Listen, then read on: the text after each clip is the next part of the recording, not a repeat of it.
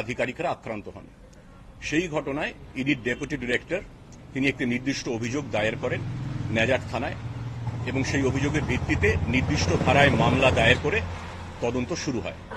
কিন্তু তদন্ত শুরু হওয়ার কিছুদিনের মধ্যেই ইডির তরফে মাননীয় উচ্চ আদালতে সেই তদন্তের উপর একটা স্থগিতাদেশ চাওয়া হয় এবং সেই আর্জি মাননীয় উচ্চ আদালত মঞ্জুর করেন, তদন্তে স্থগিতাদেশ দেয়া হয়।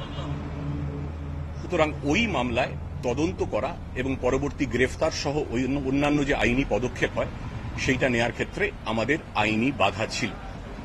এরপর যেটা হয় ঘটনাক্রম, গত 7, 8, 9 ফেব্রুয়ারি আপনারা জানেন সন্দেশখালীতে কিছু বিচ্ছিন্ন অবাঞ্ছিত ঘটনা ঘটে।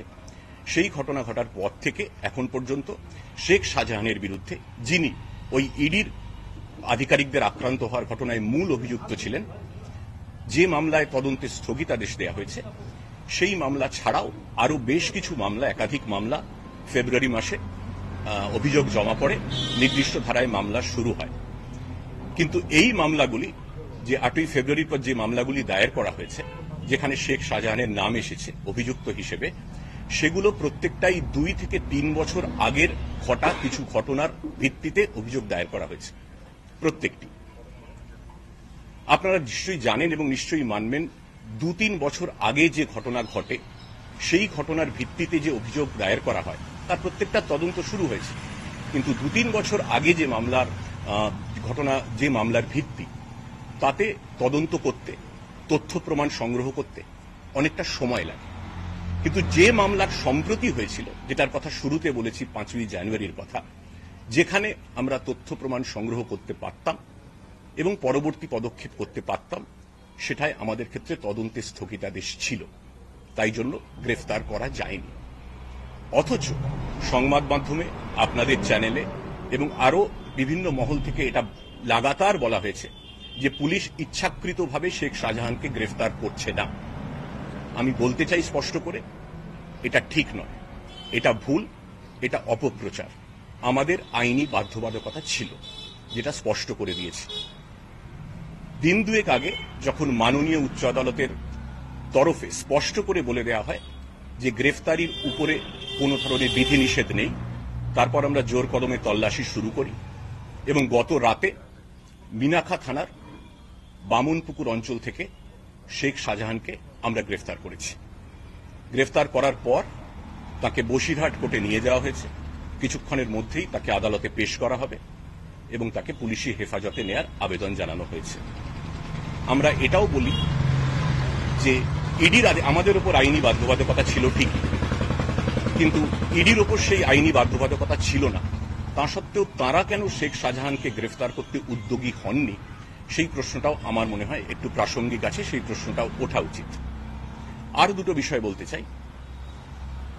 আরেকটি বিষয় নিয়ে গত একদিন ধরে বেশ বিতর্ক চলছে, সেটা হচ্ছে নেজার থানার একটা এফআইআর নিয়ে, সন্দেশখালী থানার একটা এফআইআর নিয়ে। এফআইআরটা কি?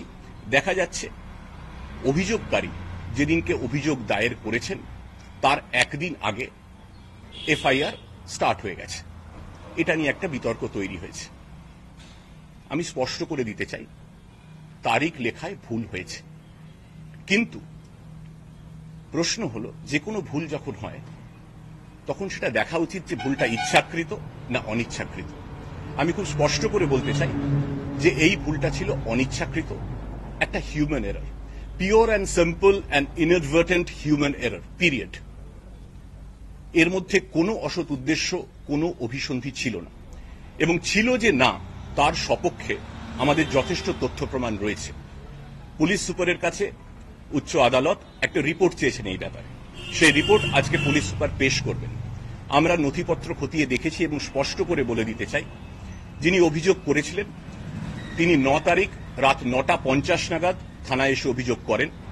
সেটা প্রপারলি ডায়ারাইজড আছে এবং আমাদের সিট রেপে সেটা রিফ্লেক্টেড আছে, এবং আমরা যিনি অভিযোগ করেছিলেন তার কল ডিটেলস রেকর্ডস থেকে তার টাওয়ার লোকেশন বা তার সেই সময়ের অবস্থান দেখে আমরা দেখেছি যে সময়ে অভিযোগ দায়ের করা হয়েছে 9:50, সেই সময় সংশ্লিষ্ট অভিযোগকারী সন্দেশখালী থানাতেই ছিলেন।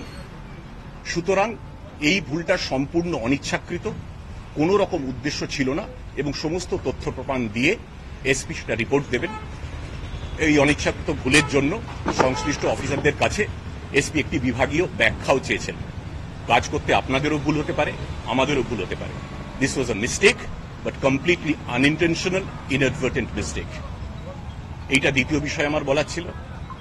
তৃতীয় আরেকটা বলবো যে আমরা দেখতে পাচ্ছি সন্দেশখালীতে নানা রকম 144 জারি আছে, অনেকে আসছেন জনপ্রতিনিধিরা, কিন্তু তাদের মধ্যে আগেও এটা বলেছি, আরও একবার বলতে চাই যে জনপ্রতিনিধিদের কেউ কেউ পুলিশের বিরুদ্ধে বিদ্বেষমূলক, উস্কানিমূলক, প্ররোচনামূলক মন্তব্য করেছেন আপনারা জানেন, এবং এমন কিছু মন্তব্য করা হয়েছে যাতে মানুষের ধর্মীয় বিশ্বাসে, ধর্মীয় ভাবাবেগে আঘাত লাগে এবং যাতে একটা ভেদাভেদের বাতাবরণ তৈরি হয়।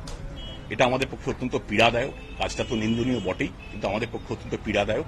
আমরা এটুকুই আশা করব যে জনপ্রতিনিধিদের একাংশ এমন মন্তব্য করা থেকে বিরত থাকবেন ভবিষ্যতে, যাতে মানুষে মানুষে ধর্মীয় ভাবাবেগ নিয়ে কোনো ধরনের বিভেদ, জাতিগত, ধার্মিক কোনো ধরনের কোনো বিভেদ তৈরি নয়, এটা আমরা আশা রাখব।